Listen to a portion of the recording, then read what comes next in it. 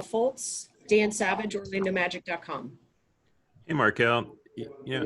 Since games 2 and 3, how much have they upped the ball pressure on you, and what can you do to combat that in game 4? I think that was their biggest adjustments is just really getting into the ball, trying to blow everything up, and adjustment-wise, just playing at my pace and getting into our stuff earlier. That's a chance for me to push the pace and just try not to get none of those early offensive fouls and just use my body pretty much, to get them off me and play my game. Don't let that speed me up or slow me down. Josh Robbins, The Athletic. Yeah, Markelle, that kind of leads into my question. How can you get into the paint more and kind of open up some more of the drive and kick game that has been so effective from you and from DJ so much of the year? Again, I think just reiterating, our spacing, make sure we have spacing, and again, just not letting that change the way I play my game. Still getting to the paint, don't settle. Just use my advantages of size and strength to get to where I want to get on the floor, and then find an open teammate and hit them on target. Philip Rossman-Reich, Orlando Magic Daily.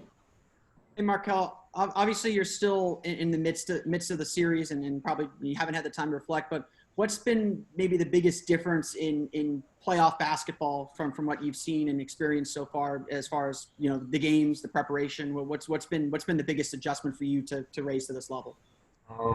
I think everything. I think it's going to be more physical.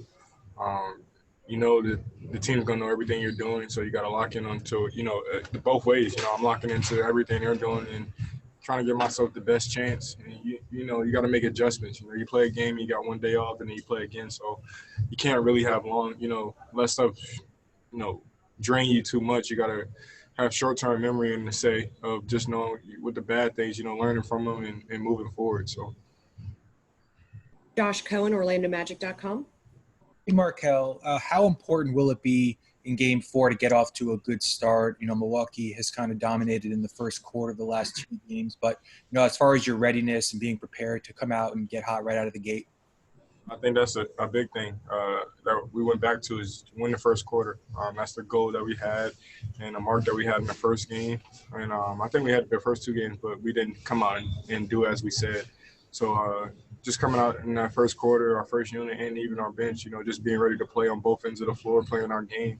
And we got to win the first quarter. I think that's a big thing for us. Dan Savage, OrlandoMagic.com. Markelle, against them especially, how important is it to play at your guys' pace? They seem to be one of those teams that's willing to play at a frantic pace. But, if you get caught up in that, that can tend to lead to turnovers. Definitely. That's what they're really good at. They're probably the best team at playing at that pace really fast. And so we can't get caught up of trying to go back and forth, and transition and stuff like that. So, again, we got to make sure we play our pace and play our game. Roy Perry, Orlando Sentinel. Hey, Markelle, obviously turnovers have been an issue the last couple games and the way that they are able to collapse in the paint and play in the passing lanes. When you're getting in there and seeing a potential play, how difficult is it to make a quick decision when the Bucks are, they're so good at closing off stuff in a hurry? They're just very talented. They're very long and athletic. So that's one of the things that film helps you with, just seeing the tendencies of when you drive and, again, emphasizing our team, to my teammates, to keep the right spacing so we can be able to make those passes. But it's something that they're very good at. And, we got players that can make those plays. You just got to be ready and locked into it. Dan Savage. Markelle, one of the positives I would say, from that game was just your guys' 3-point shot making. What were you seeing in the second half there, especially as that opened up? And, what was your takeaway from some of those looks that you guys were able to get? We're going to get the shots. They give up the most threes in the NBA. So for our guys, it's just be willing to take those shots.